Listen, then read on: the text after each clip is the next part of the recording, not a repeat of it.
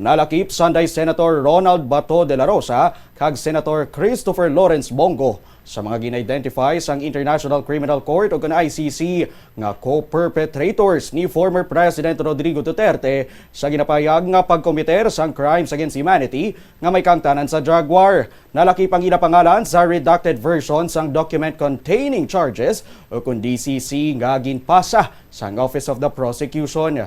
Magduwas sa duha ka mga senador ginhingadlan man nga co-perpetrators Sunday former PNP Chief Vicente Danao.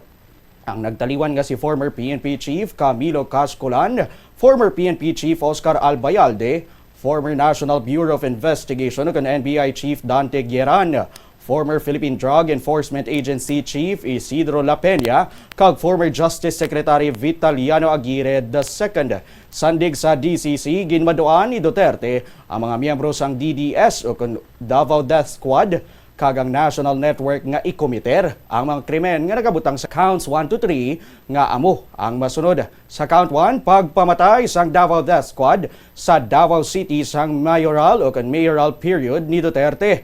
Count 2, pagpamatay sa high-value targets kadungan sang presidential period.